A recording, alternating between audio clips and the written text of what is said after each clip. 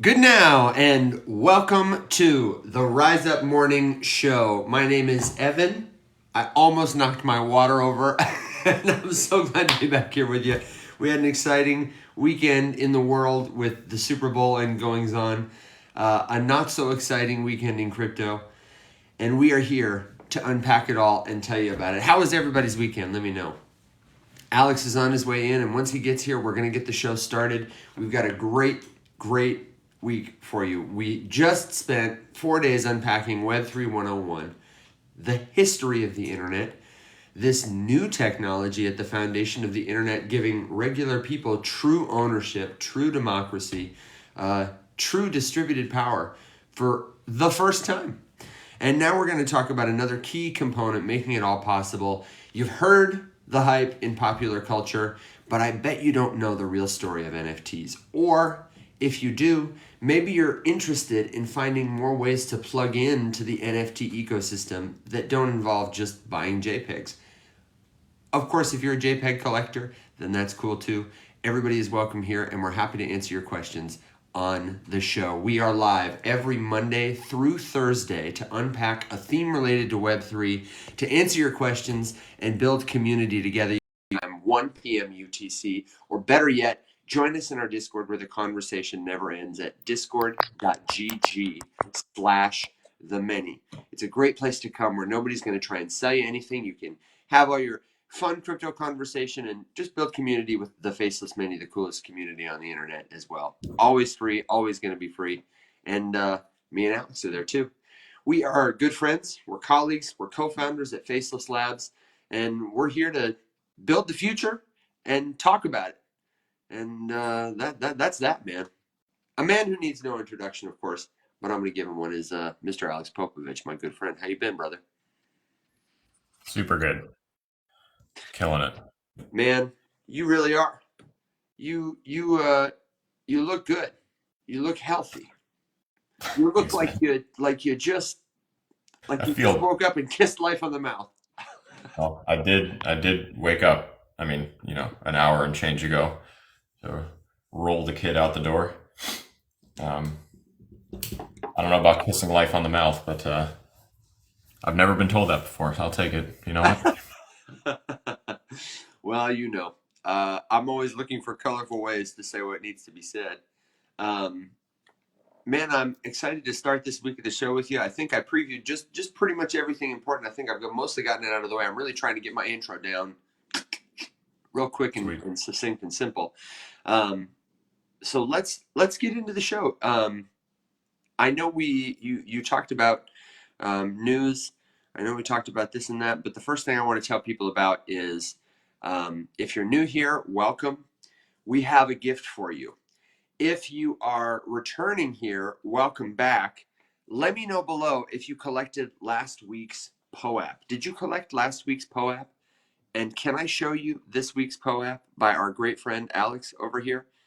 Check this thing out. And Alex, while I pull it up, for the people who don't know, the gift we give them, a POAP, what the heck is it and how do they go about getting it in their lives? So POAP stands for Proof of Attendance Protocol. It's a cool way to memorialize the fact that you did a thing by putting proof of the fact that you did the thing on chain forever. We personally enjoy them because I think it's a really cool way to interact with an NFT without having to buy anything, pay for anything, create a wallet of any kind, or do any of the normal, gatekeepy barriers to entry Web3 stuff. And you also don't have to pay for anything. It's totally free. So all you need to do is download the POAP app on your phone, or I reckon you can do it I assume you can do it on a website as well on your desktop if you don't Yes, want to yes, do you can. the mobile version. But then over in our Discord, actually, one of our esteemed colleagues, Willem, the machine, he built us a really cool way to redeem these things because if anyone has been watching us for a while, know that we spent the better part of last year fighting with POAP. to get them to let us We really did. keep our claim link open for longer. So there's a bunch of different ways you can claim these things. One of them is just to, click a link and go claim it, get a custom link for yourself. And that's the method we use, but we wanted to be able to keep it open for a while so that people, could claim it when they had the time and not have to be locked into doing it right this second. Anyway, long story short, we finally figured out a way around it, and Willem helped us do it. So all you have to do is go to our Discord, and way up at the top, there is a public channel called Bot Hub, and it has a button in it that just says POAP, POAP. You click on it, and it will prompt you to enter a password. Evan will be giving you the password piece by piece all week long. One piece every single day. You squish all of those pieces together and hit enter on the fourth day on Thursday, and it will give you a link, which will give you your free POAP. The way you said on the fourth day made it sound like On the they were going to fourth rise day. again, like some No. kind of weird Jesus or something. I gave myself Gandalf vibes for sure when I said that. Absolutely. Am I a bit laggy? Because I'm a bit laggy on my phone. A little bit. You just take you with me. It's because I have the green screen up trying to show you this photo. Okay, let me just show you this. This week's POAP. Look at this guy.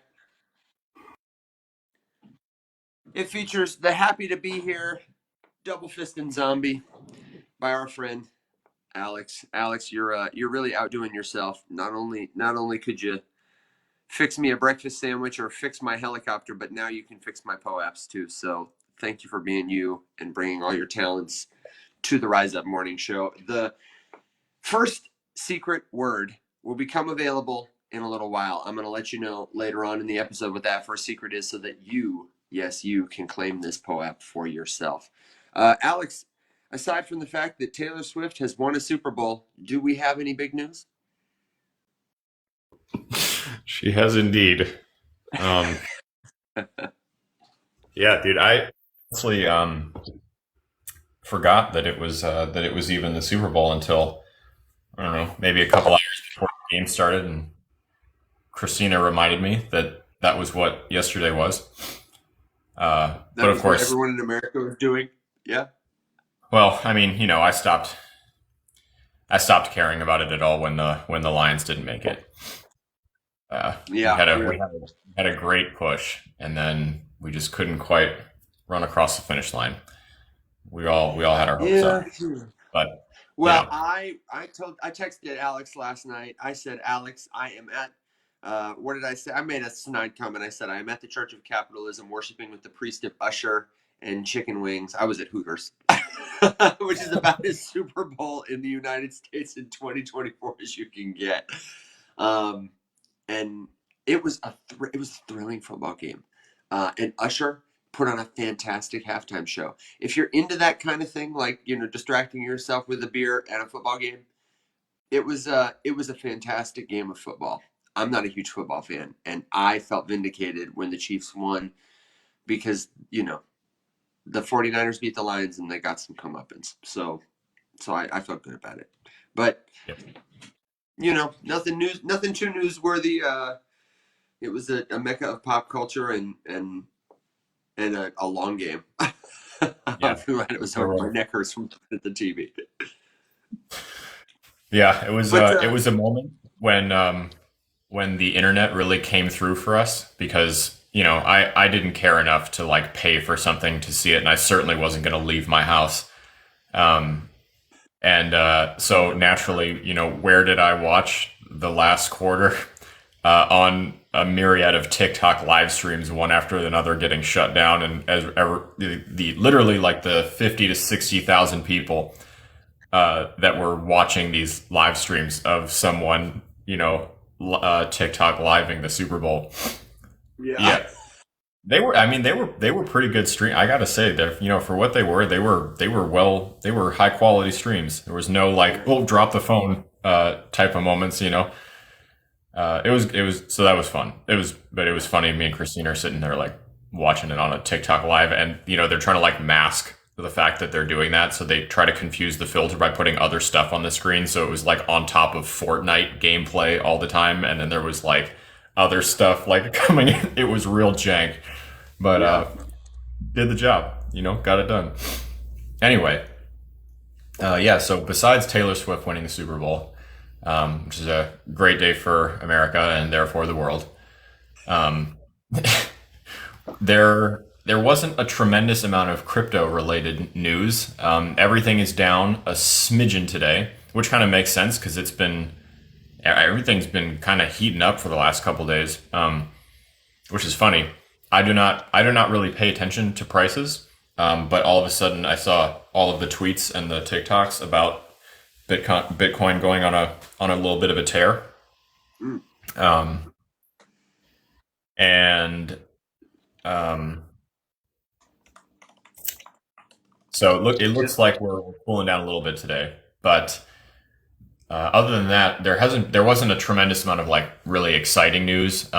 The Solana phone number two, um, the second one is in pre-sale, and they crossed 100,000 pre-sales, which has raised them approximately $45 million towards development, which is quite something. I have no clue what the delivery time frame on those things is, but I mean, typically, I think the last time I pre-ordered a phone, it was about a month and a half out. So I highly doubt that that's how. Dave, if you got one, did they have a delivery time estimate? Yeah, I'm curious to That's know, Dave. one And thing good I for didn't you. I see. wonder if it's I'm, going to come I'm with an extremely airdrop. curious about that though. Yeah, yeah, Dave. When you get an update on Next year. 2025. Whoa. Well, we'll have to have an unboxing party for Dave's Solana phone. Oh, absolutely. I think that could be really fun. Yeah, we'll have to have Dave. You'll have to come on the show and unbox the phone. That'll be fun. Yeah, yeah. Other than that, ETFs are doing ETF things, so that's exciting. They're going about as well as I think one could expect in this day and age. Um, there's of course a lot of Charles Hoskinson doing Charles Hoskinson things, yelling at people about how Cardano will rule the world. Um, Comforting, comforting in his yeah, familiarity. what was really funny is there was this headline that almost got me Oh, in true headline fashion, and it just said, major on-chain. I can't remember what it said exactly, but something along the lines of, major on-chain red flags for Dogecoin. And so I'm sitting here thinking like, oh, I wonder like something happened to it. yeah, yeah, Um, yeah. take a, take a wild guess, Evan.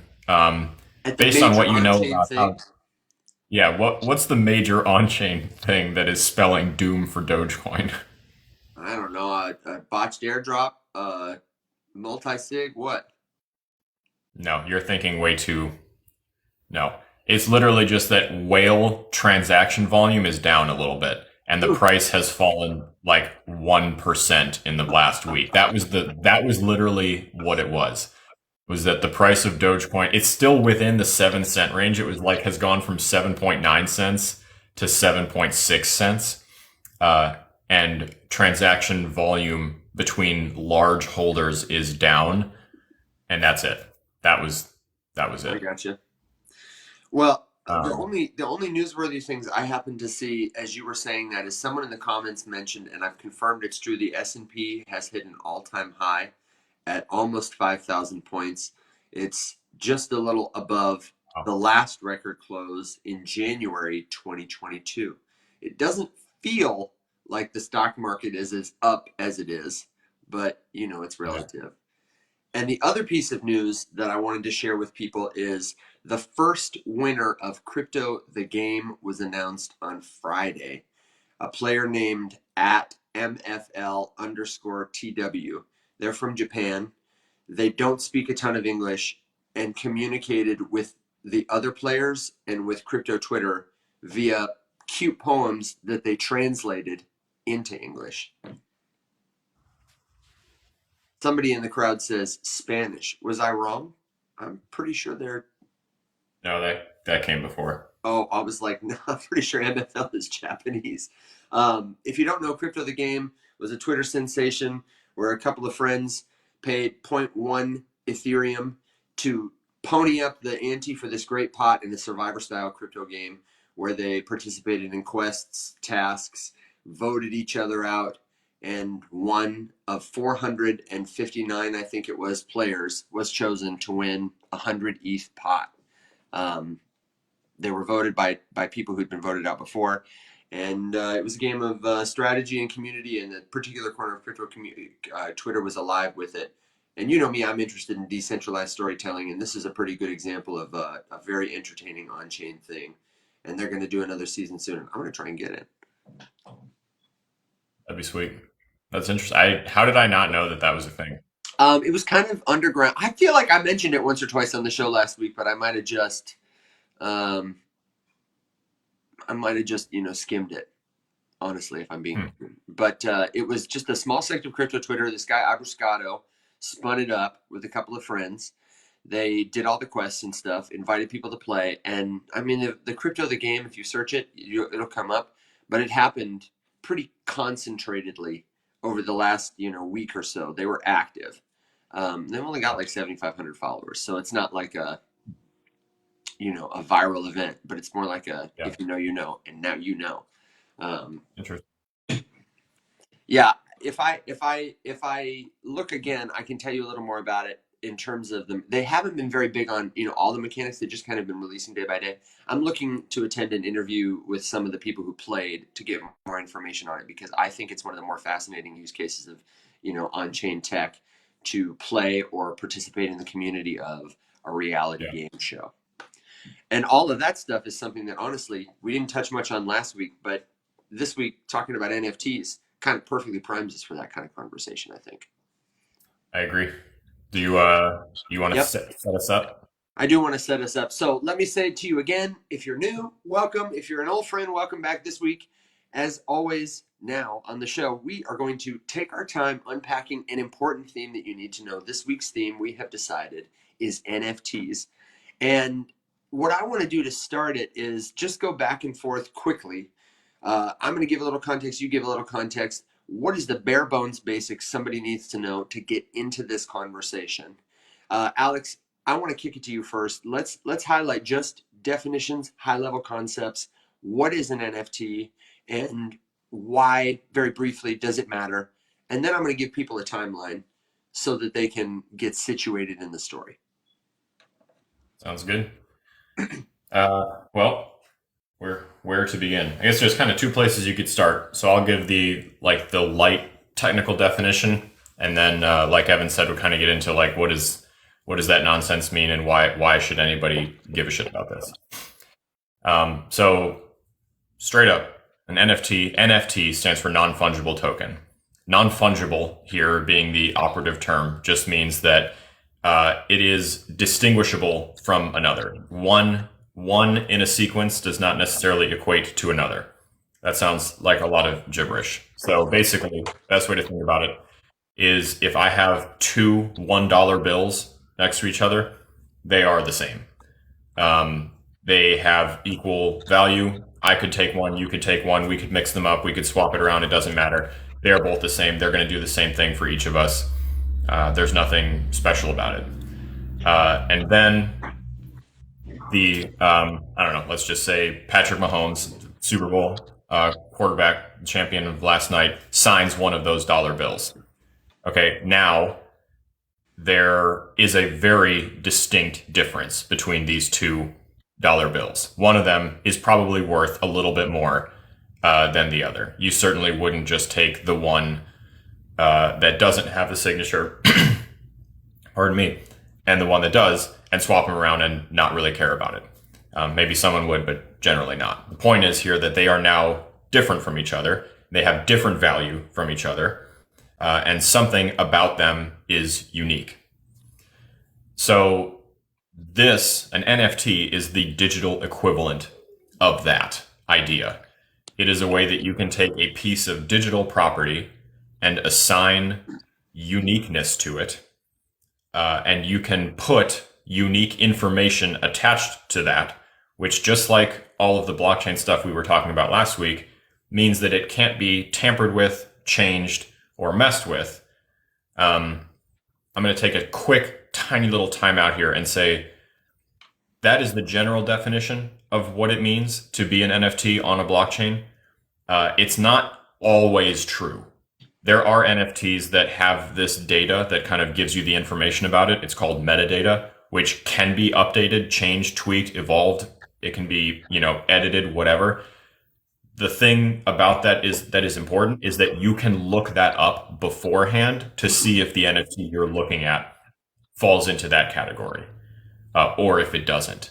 So, for example, the NFTs that we have created that live on the Multiverse X blockchain, you can look up the contract ID for the whole series on the Blockchain Explorer, which is one of those things we looked through last week. And it will give you kind of a list of specifications about that particular collection. And if you look at ours, you will see that for the first collection, there's a whole lot of cannot edit, cannot change, can't do this, whatever. And for the second one, which was meant to be editable and customizable, and give users the power to change stuff and add new things or whatever, you'll look at that and you'll see, a bunch of can be edited under these different categories. So don't let that confuse you right now. That's a little bit more, some of the stuff I think we could get into kind of later in the week. But the important part for this introduction here is that an NFT is kind of like a digital certificate of authenticity. It is a piece of digital property that is able to be unique. It can be tracked, it can be traced, all of the same way that we've talked about last week for things like Bitcoin, things like Ethereum. The difference here is that there are individual little things instead of, Bitcoin having 21 million or Ethereum having a technically unlimited supply, that sort of stuff. That's very well said. And I would just, to put it in context for last week, the way that Bitcoin was sort of a computer code that generated these units of information that functioned as money, NFTs came around when the Ethereum blockchain made it possible to program not just money, but any kind of information so that you could see who owned it now and in the past. You could see that it functioned as a pointer for the first time. It was like a new type of computer application on a blockchain. People were writing computer code that did not look like Bitcoin, but which could collect or send payments, which could verify other kinds of information like that you were present at an event, and packaged it in the form of a non-fungible, approvably unique token. And there is on the Ethereum network a whole slew of different standards that you can sort of apply to any token you want to create, whether it's a totally unique one-for-one token that could point to an asset like your house deed or your car's title. It could be one of many, but like Alex's dollar bill example, so that you can distinguish them from one another. The applications for non-fungible tokens are very, very broad as for any piece of blockchain. And we're excited for how That's a really good. Go ahead. I wanted to just highlight that one thing you just said because I think that's a really good way to succinctly summarize the difference between fungible and non-fungible. One of many versus one of one. So like, the Bitcoin idea, I have one Bitcoin, Evan has one Bitcoin, we all have, ideally, right, has one Bitcoin.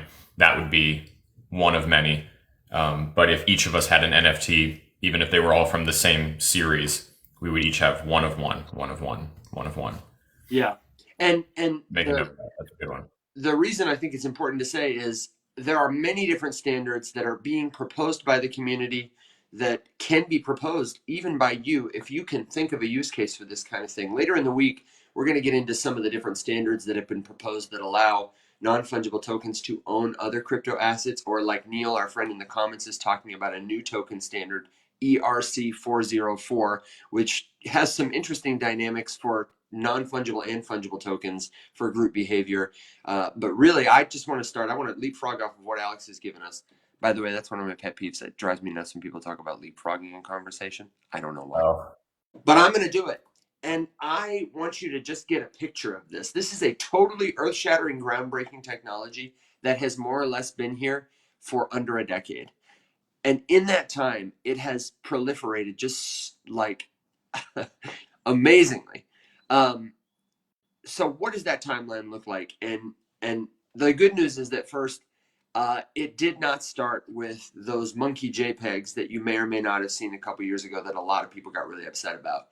Uh, like like Bitcoin, um, the concept of non-fungible tokens originated on the Bitcoin network.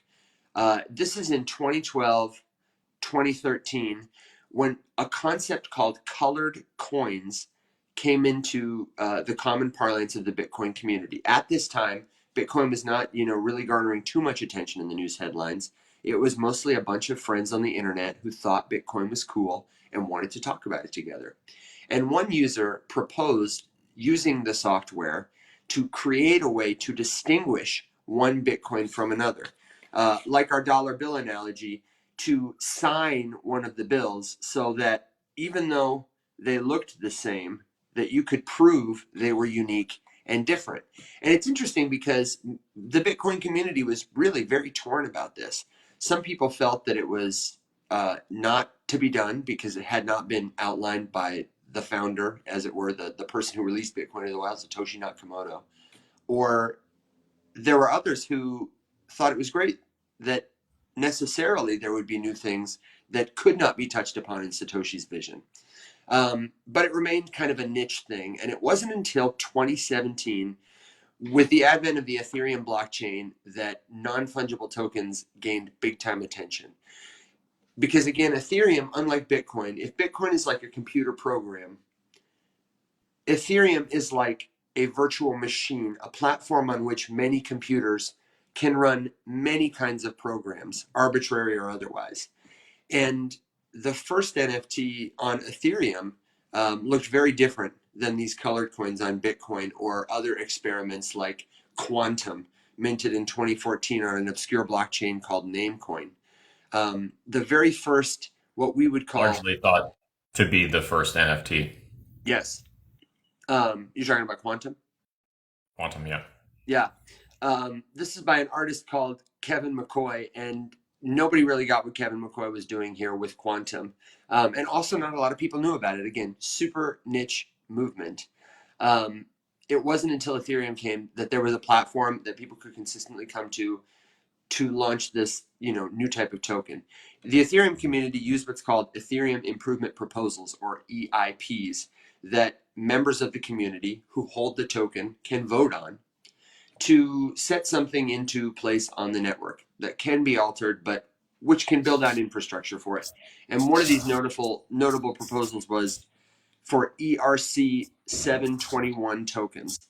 This is the hallmark NFT token standard. It's just a piece of code, but it allows you to easily create NFTs. And after the ERC 721 token standard was ratified, notable projects like CryptoPunks and CryptoKitties used generative algorithms to produce art collections for their non-fungible tokens. Um, Punks and Kitties are collections of several thousand images that display either kitties or CryptoPunks. If you Google them, you'll find them. And there's nothing particularly remarkable about this art from a perspective of how it was, created or generated, except that it was distributed by an algorithm, and people purchased art by purchasing the non-fungible tokens it was attached to. It'd be like going to buy a regular piece of art and getting the testament for it, the title for it, except it's all on the blockchain. And these just blew up. If you missed it, the NFT market in 2021 reached $13 billion, driven by the popularity of NFTs in the art market, the speculation that arose around CryptoPunks, CryptoKitties, Bored Apes. And though there were some fluctuations, as the NFT market grew, people started to talk about the potential for tokens beyond pointing to a static image on the internet. Um, because what this is, as a piece of code that can be programmed, is like a miniature computer. I can program an NFT in such a way that I send it to people who have watched our Rise Up morning show. I can send one to Alex as a way to testify to our friendship. I can create one as a ticket for my next Taylor Swift fan club meetup. Um, And as we discussed last week, the advantages of having that kind of asset on the blockchain or any asset are that, unlike this dollar bill that I would struggle to tell is real or fake, I'm not looking at the asset attached. I'm looking at the unchangeable proof on a ledger called a blockchain. Could be Ethereum, could be Bitcoin, could be other networks, that will help me attest to something that matters to me. I want to pause it right there and just ask Alex, what's interesting there? What's confusing there? And if you have a question in the chat, if you're like, whoa, totally lost, let me know. If you want to dive into something deeper, let me know. I can go deeper into any of that stuff, but just wanted to get a temperature for where the room is. What you think? Yeah, I think unfortunately NFTs are one of those things that they really are at their core exceedingly simple. It's a digital certificate of authenticity. There's a couple different kind of, general analogies that you can use to describe what it is. As you're talking about the thing that kind of made them popular, these large scale art collections, with 5,000, 10,000 images, whatever. That's essentially like, when you went to buy one of those, it was just like buying a random Pokemon card and, hoping that you pulled a holographic Charizard, right? Like, and, they're all different, whatever, blah, blah, blah. This is just basically the digital version of that. And it is a little bit confusing. But I think the most hindering piece of the whole thing has just been the user experience thus far. We haven't seen a great UX yet with NFT stuff. So I know personally the one thing that I've always struggled with is I have talked to people who, given the chance to like have a free one or just like see what they are, would probably take the opportunity. I mean, the POAP, right? But even the POAP, which I would say is up there with probably up there with the best on the market user experiences to interact with NFTs, just because it is pretty easy. And really all you need to do is download one app. There's no account, like none of that kind of stuff. If that's the gold standard, it's still a little bit tricky to like walk someone through it who's never, and that's just going to be a huge barrier to all of this stuff, right? Like the NFT. That would be a good way to do it, though, is by maybe going just back and forth. I'm happy to say a little more about CryptoKitties, for example, but also to talk about some of the NFTs in our lives that have made sense. Whether that's, the ENS domains are NFTs. I can talk about those. NBA Top Shot is kind of a good example. I think a lot of people started to understand. But even like, my cool bookmark that gives me the access to the resources related to the Chris Dixon book. Do you have a particular like light bulb moment when I feel like I remember the time when we were trying to wrap our heads around NFTs. They came to prominence for us in terms of like the common crypto parlance in like 2020. And we were kind of wrapping our heads around it in the Faceless Crypto Discord and trying to figure out what it was. And you gave me a light bulb moment. It was Alex that I heard say, proof of ownership of a digital asset, and then later of any asset. That was the most succinct and helpful for me. But I don't know, did you have light bulb moments or particular things you saw that made you say, oh, I really should pay attention to this. This is doing something important. Yeah, there's two. One was the one you just described, just the idea that, it was basically there's two stages. One, what is it? And two, why does it matter? One, what is it? It's exactly that. It's just a way that you can actually own something digital. Because up until the use or the birth of the NFT in general as a piece of technology, if you were in possession of digital property of some form, whether it's a song that you downloaded, a picture on your computer, I don't care, a video game, a movie, whatever, you're in possession of a copy that in most cases, someone somewhere is allowing you to use. I see. So, I mean, you take any of those things that I just listed, pretty much all of them are hosted by Amazon Web Services, along with about 80% of the internet. Well, and they're owned by the originator of the property or a distributor. in the case of something like music or a digital movie or a digital game skin, right? Yes.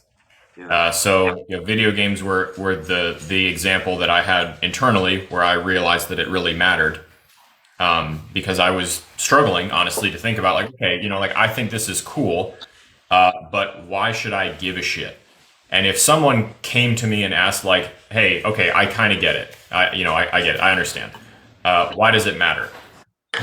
To be totally honest with you, for the most part, I will still to this day tell people like it might not matter for you. That's like it is technology regardless of whether or not it matters to anybody. It's a thing that exists, and if you care about it, cool. If you don't care about it, your life is not going to be any worse. Like I think that's something that a lot of people get done dirty by is like, I don't care about NFTs very much. Someone's going to tell you like, okay, well you're just doomed to live a life of misery. It's like that's not true. If your life was fine now and you're happy, who gives a shit? It's I think they're cool. I would like you to care about them, but if you don't, like, you're not really missing a whole lot. Okay, before you get to another example, can I ask you to dive into that problem though? Because I do think that is a big problem that helps people who would value NFTs say, "Oh, maybe I'm wrong about what they've been." Like the people on the video who are like, "You don't own anything digitally. We have a big problem in this country. All your digital rights are disappearing." I see those videos all the time, and most of them don't mention non-fungible tokens. They may know about it and think, it's not a good use, but I feel like most of the time they just don't know. And I'm always in the comments saying, "This solves your problem. This solves your problem." Let me tell you. No, I to be clear, I do think that they matter a lot. I think you should care. My point is just that I hate, it really bothers me when the person who is like trying to teach you about what this piece of technology does is motivated primarily by the financial component of the whole thing. Because obviously lots of people have made lots of money from NFTs. So, it's a hard thing to get genuine information about because you will always have that question in the back of your head, like, is this just like a gas up to sell me stuff? I think you should care because, yeah, our lives are becoming more and more and more digital. More and more of our stuff is digital. If I sit down and think about the most common digital property that I interact with every single day, it's probably the music that I listen to on my phone or, on the internet, which I don't own, Spotify owns, and I pay Spotify a monthly service to allow me to have access to this music that I listen to. I could not tell you over my lifetime how much money I have paid to Spotify, but it's hundreds of dollars in, the premium membership for several years. Video games, I play video games. I don't own discs for the new ones anymore. They just don't make them. If you want a new one, you bookmark it in the store and then you download it and then you have a copy of it on your console hard drive, which is attached to an account. There's no sharing, right? There's anti-piracy baked into this stuff. So if you buy one and then you wanted to like give it to your friend, tough shit. Back in the day, I could take my friend's, disc, whatever, and, you could install it. You could sell it to somebody, a couple old video games, whatever, the old cartridges, right? Like, no, here you go, take it. I'll dig it out in a minute. Have a couple, like old cartridges, like Game Boy Advance cartridges and stuff that are sitting there, and all my game data lives on that thing, and I own it, right? Like I own my game data. It's my save data for Golden Sun is on my copy of Golden Sun, and it's a tangible thing that is sitting in a box on my table. Destiny, I have spent over the last 10 years with all the expansion packs and the stuff, I'm sure that I have spent $1,000 on Destiny over a decade. I mean, you figure it costs about $100 a year to buy the yearly expansion pack and pay for the season pass for the year and whatever. If Bungie decided, you know what, we're going out of business, whatever it is, unfortunately, we can no longer afford to keep the Destiny 2 servers running. It's gone. There are like catalogs online of third-party services that have documented my Destiny data, which I could like look at and tell people, hey, that was my account. You could check. No one knows that that's true. There's no proof that that is true. It's just me saying that's mine, and you have to decide whether or not you believe me or not. Yeah. These are all things that bother me. And they bother me more and more because as we go farther and farther, more and more stuff in our life is becoming digital, and we just have no way of proving and knowing for sure that it's true. There was a great comment just a second ago from Andrew. I read somewhere that NFTs could be used to tackle fake news or authenticate content. That's true. Think about, I mean, just now we're just kind of starting to see the rise of like problematic deepfake stuff. Before it was used to like, Photoshop celebrities into compromising positions, which is of course not great. But if you think about the ramifications of a really convincing deepfake of a world leader that gets tossed onto social media and them like saying something outlandish, you could very easily start an international conflict. And you would not know immediately whether or not, that was authentic content or not. And being able to, have a vehicle by which governments, for example, released content of that magnitude so that you would know if you saw the video and it was not an authenticated like piece of NFT content, that you would be able to comfortably say like, well, that's not official. It's not part of their official, like, series ID with the serial number tracking, all that kind of stuff. I can immediately flag that as like probably fake, and solve that issue. Is this a good time, Alex, just to, in a second, I think we should preview what that could look like. But I don't want to. I don't want to cut the rug. I just want you to let's come back to that and architecturally, here's how we would do it, so people can get a better understanding of how it would function. But keep going. Yeah. I mean, honestly, that's pretty much where I would leave it. In summary here, I have always, since I realized what they were, I thought they mattered because I have a lot of digital property and I care about it, and I would like to be able to prove that it's mine because it's important to me. Yeah. I can immediately see tremendous use case for this, especially in, the hobby world that I care the most about, which is video gaming. I think that gamers are like the perfect group of people to most largely benefit from this, because think about what you do as a gamer with data. You take data that is worthless and you turn it into valuable data by contributing to it, by working on it. Like you create a fresh Microsoft account or a fresh Steam account, or a fresh, Destiny ID, a fresh BattleNet for StarCraft, whatever your flavor is. You create a fresh one. It is as everyone's is on day one, level one, no experience. And then you just start working on it and improving it. And it is becoming more and more unique, more and more valuable. Yeah. Look at how many people have made tons of money selling World of Warcraft accounts, RuneScape accounts. And these are all things, what made them valuable. The thing that made them valuable is someone spent a lot of hours and a lot of time and energy and effort leveling them up and increasing it, whatever. Right. And at the end of the day, you're just really living on the edge, fingers crossed, that the person with their finger on the button, the power switch to that server hosting all that shit doesn't turn it off one day. Because if they do, you're done. That's it. Yeah. You have no recourse. There's nothing, right? Like, and that should scare you as someone who has theoretically spent as much time as I have playing video games. I would feel so much better if I knew that if that all went offline, I could still have a thing that was like, no, you definitely did that. And now, whatever you could use that for, but just to be able to prove that you have it is why this matters so much. Yeah. So. And I obviously I drink the Kool-Aid too, but the way I came to this point, understanding how important this could be for us, is through examples like that. And so I just want to give a practical example. If we were doing deepfakes or games, this is how it might work for all our people who understand a little bit better about what a blockchain does. Is if you Evan, yes, really quick, I think before we go too farther, I want to take Dave's question.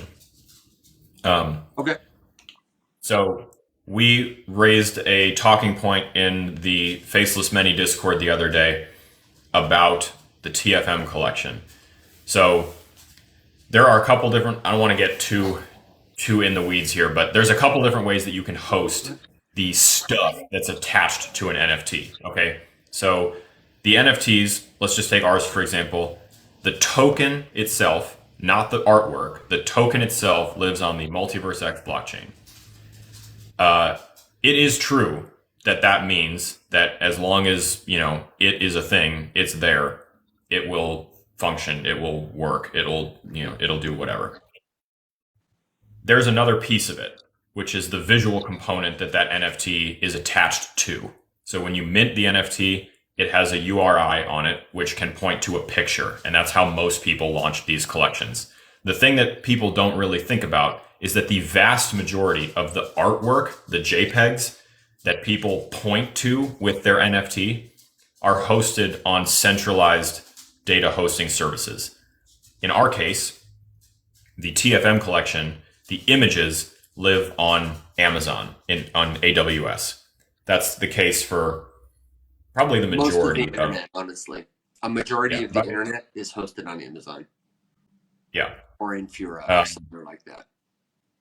We did that deliberately for a couple reasons, which are, neither here nor there. If there's interest, I would happily go into it, but honestly, it's kind of long-winded and it's not super relevant. The point is that we basically wanted to be able to edit stuff. We were going to do custom artwork adaptions and let people win upgrades and stuff like that. And in order to do it, we needed to have control over the artwork so that we could change it and give people the upgrades. That's about the shortest way I could say it. Yeah, but it is notable to say that there is a lot of just theoretical talk in the NFT community broadly about the best way to do this, and whether it's an either or scenario, or there should be exceptions. Should everything be written and stored in the blockchain, or is it acceptable to use some centralized services and mix it up?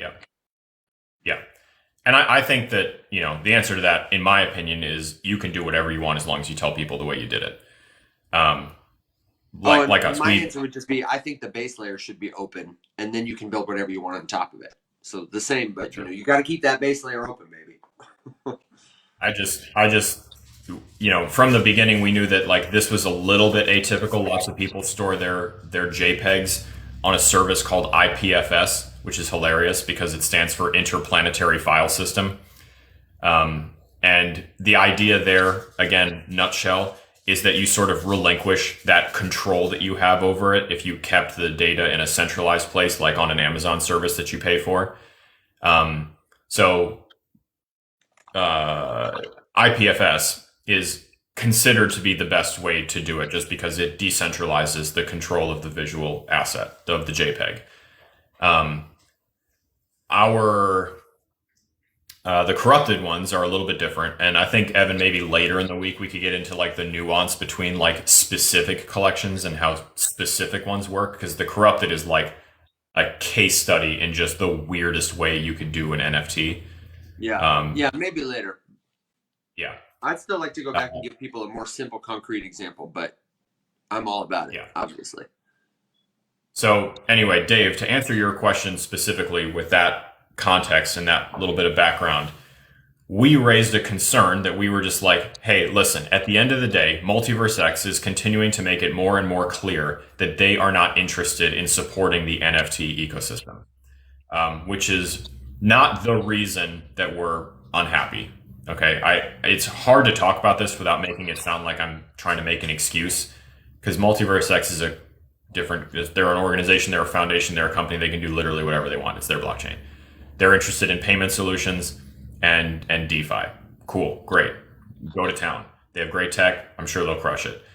They don't care about NFTs. And at some point, it's probably going to be they need to pick. And if it comes down to it, the world of choice, they probably won't choose to support all of these NFT things. So we are not confident that narrative-heavy, story-based NFT ecosystems will continue to live on Multiverse X forever. So we're interested in providing a safety net for our stuff because we don't want it to be lost. That's really the only reason. The other reason is just the art would not be lost from Multiverse X. Our art lives in an Amazon S3 bucket because we had, these upgrades, whatever. Lately, we've been talking about moving all of that to IPFS, because we're kind of done and over with the art upgrade world. Long story short, all of the artists who have come into my life and tried to help me get this all set up, every single one of them has screwed me over, and I'm just over it. So either I learn to become a world-renowned artist by myself, or we need to move on and do other stuff. So that's neither here nor there. The point is that just remember that these things have different pieces, and not every piece is always hosted in the same way. Yeah. And that's where that concern came from. And I would say IPFS is another kind of controversial thing, because it is a peer-to-peer network. It's like Bitcoin or any other distributed ledger blockchain, where your information is stored on computer nodes that people all around the world own. So crypto people like that because it's decentralized. Hey, baby. But they also, that makes it efficient. That makes it redundant. It makes it sort of permanent. Content is stored by what it is, not necessarily where it is.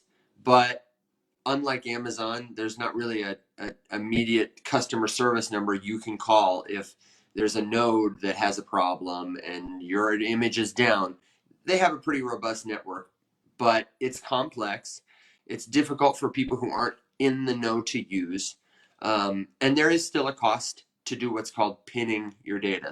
That's essentially what they call hosting, to put it on the blockchain.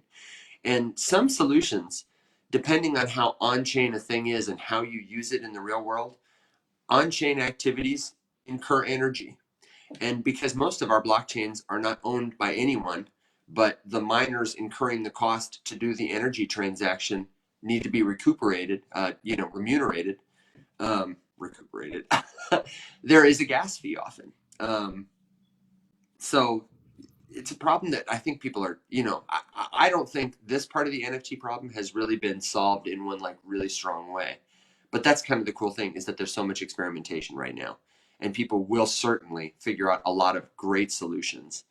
Can we take it back to what it would look like to have tokens and a contract? Like, if somebody's interested in this concept that NFTs can help me own my stuff online or prevent deepfakes, what it physically looks like.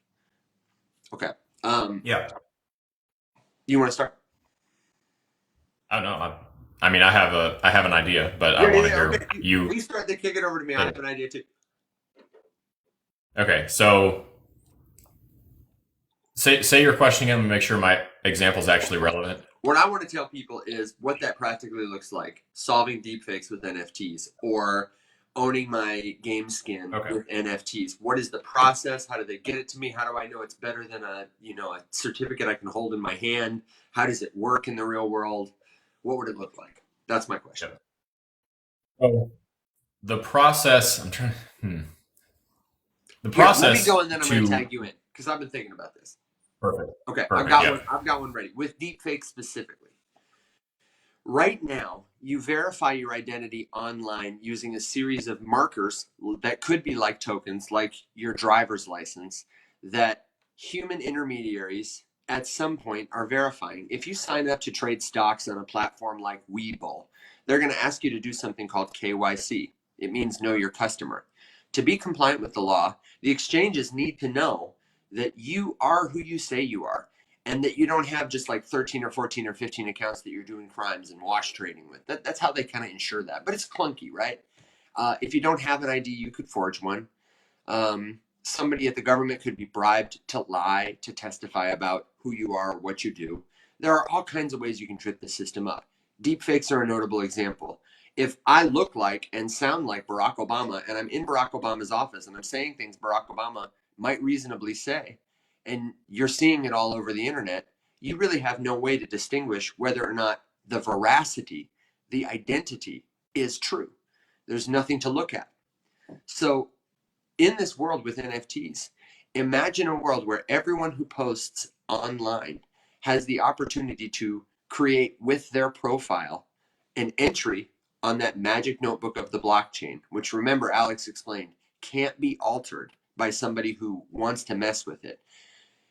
As I get that token to certify that I am Conversations with Evan, or that I am Taylor Swift, or that I am Barack Obama, or even that I am user 123456, because I want to stay anonymous, but they want to verify that I'm real. Totally fine. Yep. My NFT does that. It attests that I am Evan Mann. And every time I post, what will happen is, instead of just sending a message out on the internet from a profile that looks like me or looks like Barack or looks like Taylor Swift, if someone attempts to make a post on the official account, then what's going to happen is the interface is going to send that person's wallet where that NFT lives a request to approve. And in this case, if it's Barack Obama or something like that, this is a cryptographically secure account that only he will have the permission to see that message. Should this be posted? Is this you? Or vice versa, the platform is going to require it on login. When Barack Obama logs in to Twitter, his tokens will be checked. They will be verified. And they will know effortlessly in the future when somebody makes a video that looks like Barack Obama, but which is not verified by a token, by a signature in the magic notebook of the blockchain, it won't matter how much that looks like Barack. We will know that it's at least not from his authentic mouthpiece. Whether that's Barack Obama, whether it's Taylor Swift, whether it's me, whether it's the New York Times, assigning tokens to people based on their identity in a particular group, which you verify somewhat clunkily and still at some point relying somehow on humans to make a decision. At least what we're doing though is we are removing many of the intermediaries, and we are removing the repeated intermediaries. Every time I go to Twitter, every time I come to TikTok, we are taking that guesswork out by inserting a computer that cannot be lied to or fooled, and which works automatically. So in terms of deepfakes, that's how I think of it. What about another example, Alex? How might NFTs work to help us solve these kinds of problems, just functionally? What's the architecture look like? So the first place that I typically go is that using an NFT, you can effectively kill the counterfeit market of literally anything on Earth. Honestly, take your pick. Yeah. If we think about what is the most easy thing to counterfeit, we're probably talking about, honestly, I would say digital stuff. If our friend Alex Ruiz, who is a very accomplished artist, if you have seen Marvel movies, you've seen this man's work. He makes a tremendous amount of paintings. He exclusively paints digitally. I think he does, some paper and pencil stuff every now and then, but it's most common that he paints digitally. If he wants to share that artwork, he's got to put the picture up somewhere. And the second he does that, anybody can download it and have it. And if all you ever wanted it for was to be the wallpaper on your desktop, you don't need to pay him for anything. So he either can't show you anything, or whatever. Using an NFT, he could basically just attach that to the piece of artwork that he shares, in which case it's true, it would not stop someone from taking the JPEG, but they would never be able to do something with that. For example, if he has a painting, it's digital, he puts it on Instagram, we all that's really cool, click save, it's mine now. I'm in an area where people probably don't know who Alex Ruiz is. I'm going to print his artwork on this paper, and I'm going to start selling prints of it on my Etsy store. And just, whatever. I'm going to make some money off of it. It's a full-time job to chase that kind of stuff down. Actually, there is an interesting case right now with Evan, who is it? Maybe you've seen it. Luke Combs, country singer. It's with his music. And he has, he's a pretty accomplished country music singer. I think I'm thinking of the right one. If someone is aware of what I'm talking about, let me know. Yeah. I would be lying if I said I knew his music. I just know the story. Okay. But he, anyway, a woman was basically taking a little snippet of his lyric, and she was making custom art on tumblers and selling them. And she got swept up in this service or this thing that he uses to catch copyright violations. Holy crap, what's the word I'm thinking of? To catch copyright. Yes. And he came out and he made a big video about it. He's specifically talking about these big international things that like rip the music and sell CDs and all that sort of stuff. Like that's what they're going after. And she got swept up in it. And now she's facing like $250,000 in fines. And, Amazon froze her sales account and all this sort of stuff. And so he's like doing a thing to raise money to try to, help her because she wasn't the intended target of his stuff. You could make that sort of stuff all specific with an NFT, which is what I think is pretty cool. It basically just puts the power right in the hands of the artist, the creator of the thing, and then they don't necessarily need to pay. I don't know how much money is being paid to the giant middle corporation that like hunts down copyright infringement. But it would just be a simple, like Evan said, imagine where the post goes up. And all of the websites or the front ends that display this kind of stuff to you would have that like little blue check mark, just like a Twitter verification. And you could like click on it and follow it to the blockchain explorer page, proving to you that this is the ID that it says it is. And if it doesn't have that check, then it's a fake version. Like I mentioned too, you could use this for physical goods as well. So there's a particular crypto project that I think we'll get to probably at some point, in the nearest future, Evan, VeChain, which has a specific purpose. Love it or hate it, I'm not here to talk about its investment potential, but its specific purpose is kind of supply chain management, and it's used largely with like food and ingredient tracking to verify that ingredients that say they come from this farm actually do come from this farm, or that they were only stored for this long actually were only stored for this long, that sort of stuff. You could use that with anything. So the black market for counterfeit luxury goods is quite vast, right? Fake Louis Vuitton stuff, fake Gucci clothes, fake whatever. There's a lot of fakes out there is the point here. And they're sold, for a lot cheaper. Lots of people, maybe that's all you want. You just want the look and the aesthetic of it. That's fine.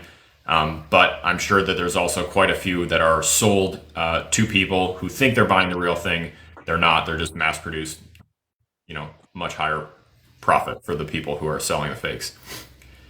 It would not be hard for a company like Gucci to, create their new line of whatever, mint a series of tokens that goes along with it. When you purchase the bag or the coat or the shoes or whatever from the official retailer that has the thing, you've also given the NFT that goes along with it. And then anyone who ever wanted to buy that from you, or wanted to prove that you had the real one, or if it was ever called into question whether or not the one that you had was authentic, think about Pawn Stars, where the guy goes in and Rick's got to call his whatever expert, and they come down and then they have a conversation to decide whether the thing they're looking at is real or not. In this world, the expert would literally just be like, do you have the token? No, I'm not interested. It's that simple. Yeah. And think about returning lost. That's how. If you found somebody's Birkin bag and you wanted to return it to them, or the cops found it and they said, hey, criminal, give me this thing back. Who's it belong to? Wouldn't it be great if there was an NFC chip inside that you could just scan and find out who that was in the blockchain, and without needing to invade their privacy, contact them and say, I found your bag. Would you like it back? Yeah. That's an interesting piece too of this whole thing. Like Evan alluded to earlier, the ability to remain anonymous through all of this. So let's chase that example for a second, right? Yeah. Evan loses his bag, or it was stolen. It has an NFC tag in it somewhere, and they're super tiny. This is not like a thing that you would necessarily be able to easily go through and cut out and remove. You could, and if of you course. Did, then somebody you tried to sell it to would know, oh, you sold this thing. Where's the NFT? You removed it? Oh, yeah. So Evan's house gets broken into, his bag gets stolen. It has an NFT attached to it. Evan still owns the NFT, right? Like they're not able to steal that because it's on the blockchain owned by Evan. And remember, Evan's got his conversations with Evan, wallet extension. So like his wallet has a username. Just a fun aside, isn't required. It's found. Most of our phones can scan NFC tags now. So, cops find it, Good Samaritan finds it, whatever. Scan the thing, it pops up, here's an address, I can see that the token attached to this bag is currently sitting in a wallet called Conversations with Evan. I can send him a transaction to his wallet. I don't need to know anything else about him other than that wallet address. And that conversation or that transaction can have a little note on it that says, "Found your bag. Either call me at here, or meet me here, or I'll leave it. It's at the whatever police department, or whatever you want, like whatever piece of information you send." Evan gets that and goes to retrieve wherever. No other information is required.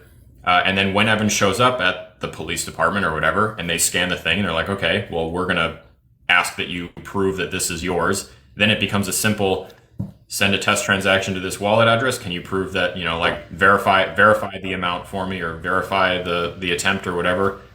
Quick thumbprint, boom, done. That's all the proof that's needed. Like, yep, this is mine. I have the token. That's it. Man, could you imagine how that story about King Solomon and the baby and the sword would have gone down so much different if only they'd had NFTs in Babylon and Mesopotamia? I just can't stop thinking about that baby. Yeah, that's a good example. And the thing to note now is, like, the infrastructure for this, the UX, as Alex says, it's clunky. It's like archaic. I mean, we can use it because we have invested a lot of time. We really care about this stuff. But part of the reason we're excited about it is because it's going to get easier and better. Right now, if you found my bag with an NFT in it, you wouldn't even know how to scan for it. And if you took it to the cops and told them, "I found this bag, here's the NFT," they'd say, "Well, now what? How do I can send a message with that? What's that mean?" People largely aren't educated, and they don't have the cute tools to make them want to use it, to start experimenting. And once they get on, they're like, "Oh, this is just too much of a headache." So it will be there then one day. It is there now. It's just painful. Yeah. I wanted to give one more example too of another sort of use case for how would you architect this. So I have bought the non-fungible token that represents me, my identity online. It's conversationswithevan.eth. Just like you'd buy a website that represents your brand, your wallet address, your wallet name, that's your on-chain identity. And I'm Taylor Swift. The cool thing about this copy problem and the relationship problem, NFTs unlock a new potential to give a tangible form to intangible things, like experiences, like ideas, like memories, like stories, like identity, and create a market for those things, and also solve the problem of incentives between buyers, distributors, owners. And this is how it looks. Right now, if Taylor Swift releases a banging song, because she has many fans, lots of people want to hear it. Now, the way we get music to ears is we sell the rights to stream it on the radio. Not everybody's got a radio. So we make CDs and distribute them through Best Buy, but not everybody has the money to buy a CD. We stream the song on Spotify, but the artist doesn't really get paid very well for that. Mostly the distributors take a big cut. And there's no way for the audience to really own that experience. They're not directly connected to Taylor except through the experience of hearing her song. And she's got a problem verifying that people are only able to use and distribute that music in accordance with her wishes. Go ahead. To highlight that one point, this is kind of one of those moments where this doesn't have to matter to you, but the people that it does matter to, it's like incredibly important.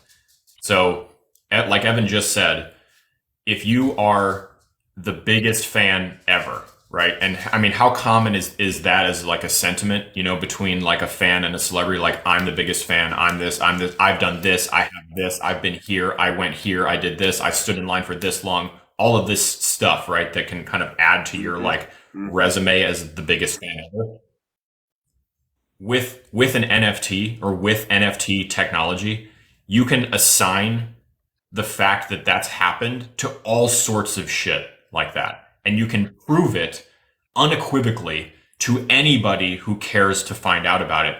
And the most important part, potentially, is that not only can someone who you interact with, so me as Evan's biggest fan, I can tell everyone who will listen that like, oh, I've known Evan since before he got the Hysteria casting. I'll say this when Evan wins his Oscar.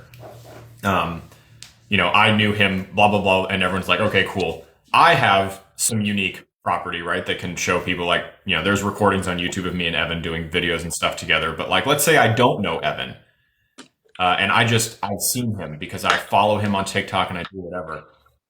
But he has this NFT collection that he releases every now and then, and I can get them. You can prove now not only to other people that you are the biggest fan, but Evan can see who these people are. Evan controls his collections. Evan knows the IDs of all the tokens he's released and why he released them. This is from that one meet and greet I did, totally impromptu. And the only people who have these 5 tokens are the 5 people that just so happen to be in line with me at the airport that one time that I gave it to, right? I want to do something special. Shit, I didn't get their names. I don't know their addresses. I don't know where they live. I don't know whatever, but I know these tokens. And I know where those tokens are at all times because they're on a public blockchain that anyone can look at. Yeah. All I have to do is send that note to these people, airdrop them something. Here's a password to a private website where you can log in and hear never before released music. Whatever it is, you can reward those people. So it removes all of the barriers that separate you and someone you truly care about. A celebrity that you idolize, anything, and makes it easy for a relationship that is exactly what the artist, what the creator wants to have with the fans who are the reason that they have a platform in the first place. Exactly. The way to actually assign value and assign like uniqueness and provability and ownership of these experiences that you've had in a way that becomes provable. And that is super cool. The last thing I'll say before I give it back to Evan, because you were on a roll. I have a real hipster moment with Deadmau5, because I remember when he released the first EP that he ever did, back when he was called That Deadmau5 Guy, the whole title, and everyone was debating whether it was Deadmau5 or Deadmau5 or whatever, and then Pandora put his music up for the first time. I remember all of that happening, but I have nothing. Right, all I have is like the hipster story that just makes me sound, like okay, sure you did, buddy. Like none of you know that I'm telling the truth right now, right? Like I could just be have no way to completely full of shit. Exactly. Had there been a way that I could have like gotten a token to prove it, I could have just kept that, and then it would have been the same thing as me showing like a movie stub, movie ticket stub, or an autograph with a date, that kind of stuff. And the value here is just that it's like it's not in danger of like getting lost in my laundry. I'm not going to accidentally send my NFT through the dryer, whatever. It's just like a way more secure way of proving that is true. What I just said about my. And I think there's some concern because people really like having physical stuff. People really like ticket stubs. They really like programs from the theater. They really like vinyl. Yeah, and none of that stuff has to go away. But all that stuff is bad at solving the problem of, did you really do it? It's a proxy. And even NFTs are a proxy. They are a thing which testifies to another thing. It is just a more immediate, direct way. We're removing some steps in the middle, and we are making the arbiter, is this true or not, a computer program that can't lie to you. The same reason you go to a calculator for math is the way you go to an NFT for proof. Go ahead. It's a layer of protection you can put on it. Because I agree with Evan. If I had the movie ticket from my, the ticket stub from the, whatever, my first Rush concert, if I had an NFT, it's not like I'm going to throw that ticket stub away, right? But it's more protected now than it was before. That's why I care about the NFT being attached to it, not to replace, the epic cool thing that I have, but I want it to be as secure as possible because I care about it. Well, and this is perfect setup for where I wanted to take this. Edwin mentioned selfies. Sometimes when people talk about NFTs, I think Gary Vee was the one who popularized this analogy to explain what an NFT is. He explained it like a Lamborghini in your driveway. If I walk up to the Lamborghini, if I sit in it, if I get a picture with it, that doesn't mean that I own the car. The selfie and the title of the car fulfill two very different functions. In our example last week, we talked about the monkey JPEGs from the Bored Ape Yacht Club, and we talked about my alternate JPEG. It looks exactly the same, the art is identical, but the tokens that point to that piece of art are different. And people wishing to verify ownership of a thing will not look at the identical pieces of art, the $2 bills. They're going to look at a record on the blockchain. Over time, we're just going to know that's the place to go. And remember that the websites we go to for that, we're not necessarily trusting too many human intermediaries. Somebody could fudge with the interface, but this is just an interface for the magic notebook. So we don't have to go to a computer and see a bunch of ones and zeros. We're verifying more directly. And the question of incentives is what I think is the most interesting for not only artists who want to have a direct relationship with their audience, but let's say Taylor Swift, in this era of NFT opportunity, wants to release a new song. Right now, she's having a problem because now that digital streaming is a thing, it's easier than ever for people with access to the internet to listen to consume her music without paying for it by listening to a copy that someone was able to put out without her knowledge or permission.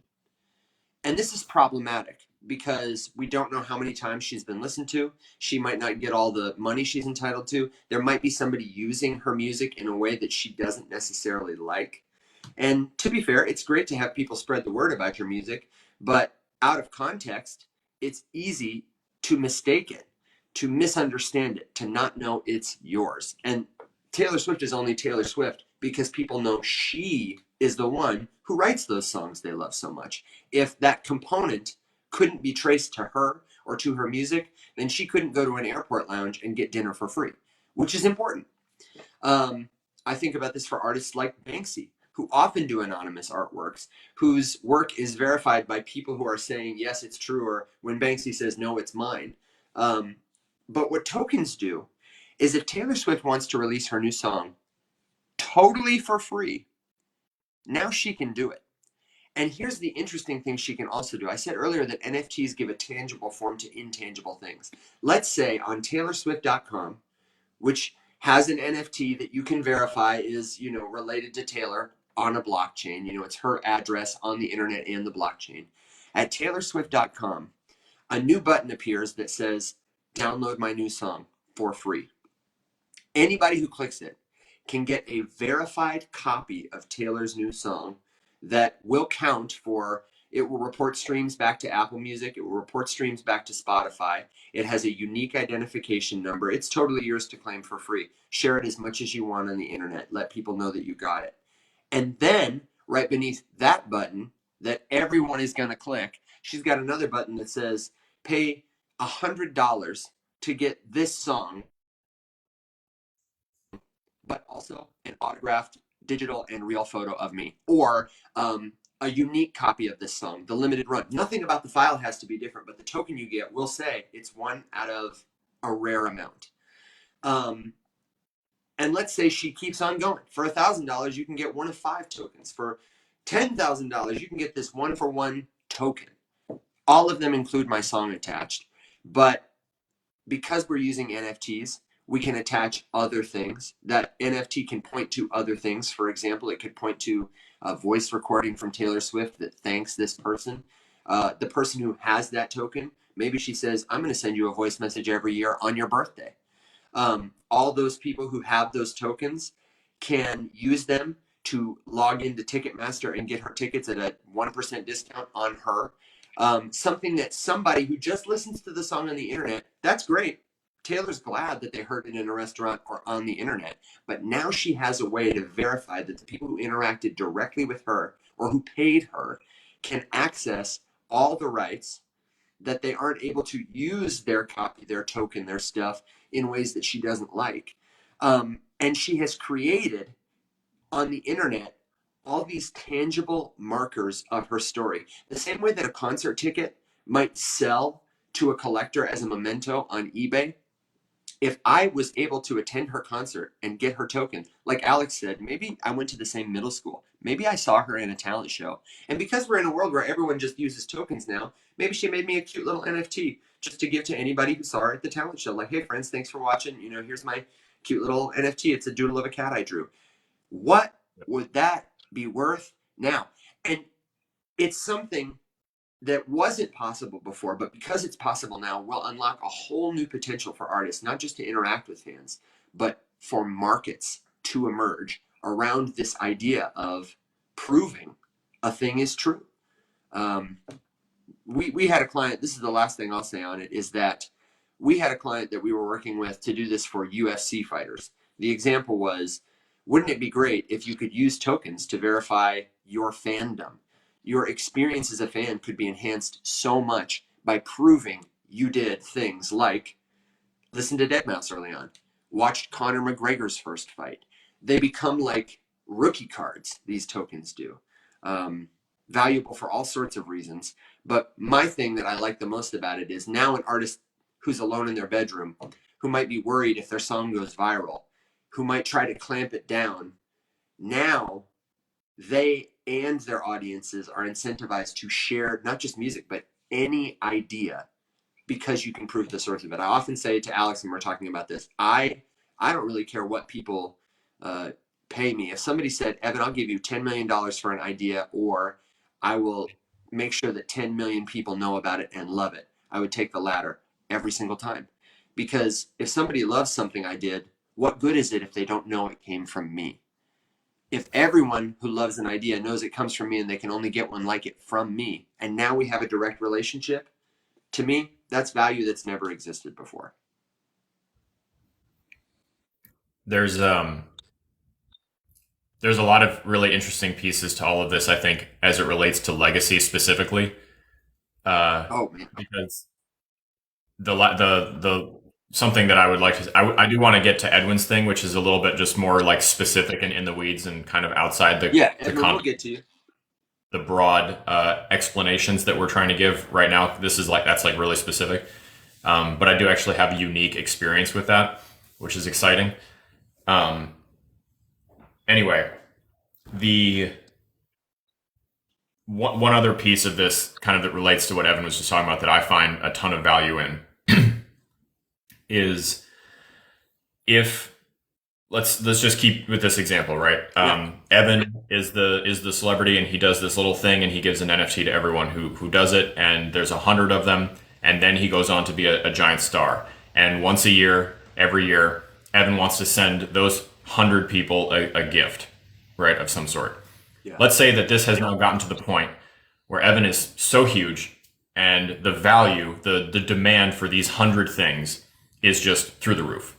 And one of the original people who was there just has to sell it for whatever reason. Sure.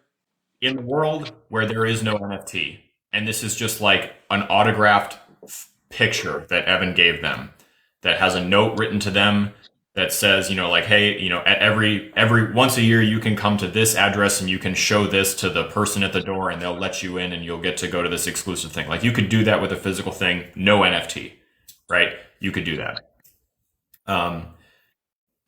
And then I sell it for whatever reason. I get a bunch of money for it, and I'm, it sucks. I hate that I lose that, but I had no choice. I simply had to do it. My connection to it is now gone.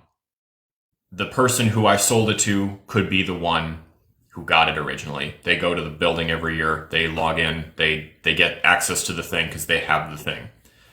Evan is now 50 years down the line.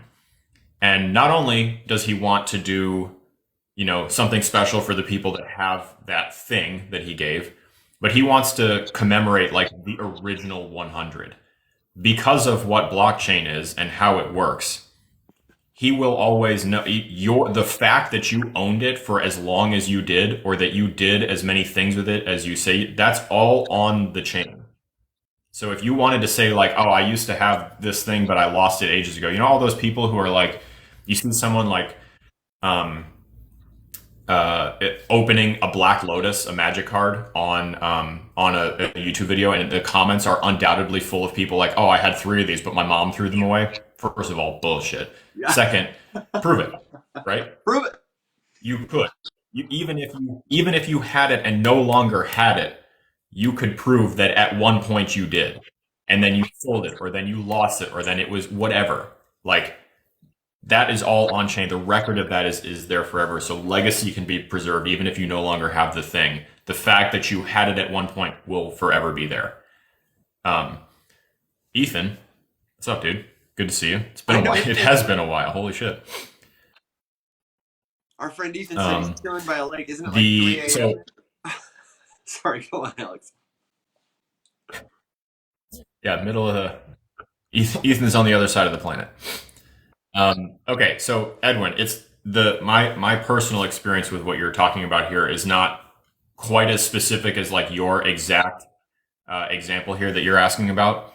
But so ages ago, I'm trying to think specifically. I mean, early 2000s, late 90s, early 2000s. My dad was working on a project that was music related, and they were trying to solve the problem because digital music was becoming a thing, and artists were very concerned about it because of piracy and how easy it was to steal a digital song.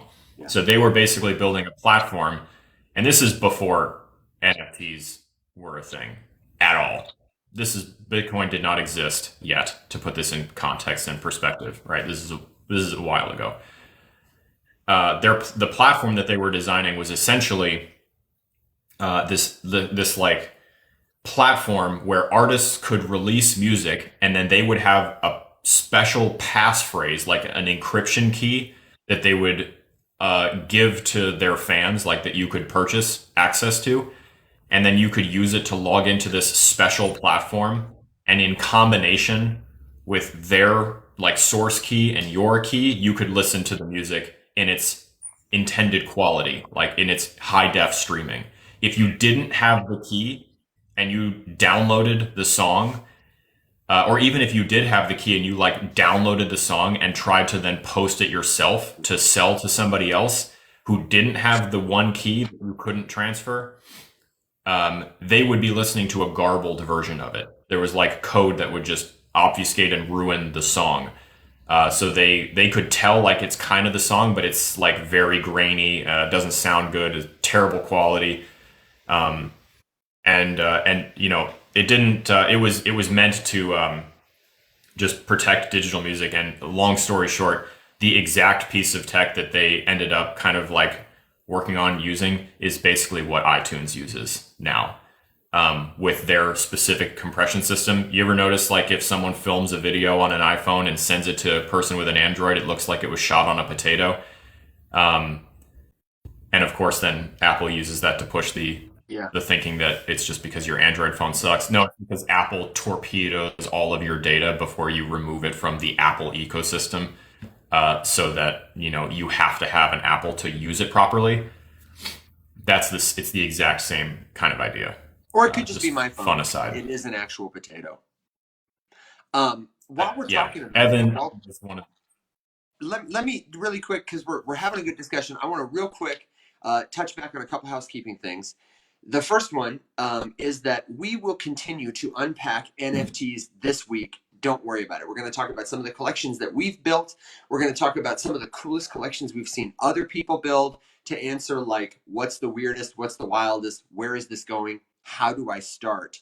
And I do want to encourage you, the best way to get started with something like non-fungible tokens is to claim ours. My friends, we're going to give you a free proof of attendance protocol NFT. All you need is an email to start exploring what a token could be, to claim your very first, or if it's not your first and you just like to collect them, get one from the show, because you better believe if I ever do get the chance to win an Oscar, I want to connect with my token holders. I would want to do that. I would love, that would be the only good thing about fame, is that people who hold NFTs that are affiliated with me could sell them for a couple of bucks. That would be great. Everything else, I don't know. We are going to be back talking about it tomorrow, Wednesday, Thursday, 7 a.m. Central Standard Time. And you can join us in the Discord where we share resources related to this. I'm going to share a great summary article, The History of NFTs. We'll post funny pictures and examples. And of course, that's where you claim your POAP. And speaking of POAP, my friends, the secret word for today is double. DOUBLE, double. That is the secret word for today. You're going to put it together with the other secret words you collect this week. So, oh, sorry, what's up? in true TikTok on a potato fashion, you glitched and left the second you said the word. I love it. The secret word is double. DOUBLE, like two of them, double. Take it, write it, put it somewhere secure, and hold on to it so you can combine it with the other words you're going to get this week. Once you got the secret phrase on Thursday, you can claim the POAP. And of course, if you miss a week, listen, talk to your friends in the chat. That's what we're doing here. We're trying to build community. You know, if you got the secret word for tomorrow, I'll get it today, that kind of thing. Don't fret about it. Don't sweat about it. There are no rules. There's no cheating. Alex, as we wrap things down towards winding down, what do you think is a good way to take the conversation today? I don't want to get too far into a big topic, but is there something that we failed to maybe touch on that's good entry level kind of stuff? We talked about the history. We're talking about token standards. I think we covered a lot. It was a lot. I'm hesitant to do too much more just because it is a lot. Yeah. I think I would leave it. But I did want to bring up and ask just to kind of start to get some feedback. Yeah. Evan and I have been trying to talk about, better ways to spread, information, better ways to like make it concise for people who don't have the time to like sit here for the entire show or to, watch it later or anything. We're considering basically starting like a weekly newsletter that would just get, email blasted out to people. Not the most Web3 thing in the world, but hey, we are. We could make it Web3 if you wanted to, though. Like we could make it on Parcaster or something. Just curious to see if anyone has any interest in doing that kind of thing. We're probably going to do it anyway. And so, think about that. We'll probably have, some way to sign up for, receiving it. Maybe this week or next week. And then probably something we would start up like next month. A pigeon would be great. Maybe we can do a newsletter by carrier pigeon. You're going to need to write the secret word on a $2 bill or something bigger than a 20, and make sure you roll it up and put it in that little thing he's got in his ankle, and then you send it there, and I promise you will get an NFT. I would love that. The first NFT sent by pigeon. Give us your feedback and let us know. We're also talking with our friend Michael. Michael is doing this awesome new startup called Podcrafter, where he has trained a couple of GPTs to, first of all, reproduce a person's voice, and second of all, create an entire podcast in like a click. He wants to sell it to thought leaders who don't have time. But I posted a link to one that he did as an experiment.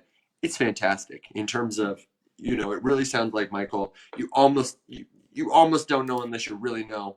There are a lot of people who wouldn't know it's artificially intelligent, and we were thinking about it as a way to capture eyes from, to do a daily podcast that's like a news headline or a crypto concept explained. We might train an AI Evan and an AI Alex primarily to introduce new people who don't know us from TikTok to crypto, to good news, and say, come hang out with us on the show so we can build a bigger community, tell a better story, maybe invite more sponsors so that all of us can get some good stuff, some giveaways, some I don't know, I could probably get a new iPhone. We can all get some cool community discounts for the stuff we care about when we take our collective bargaining power to them. Something I'm really thinking about, Alex, right now is one of my academic heroes is a guy named David Graeber.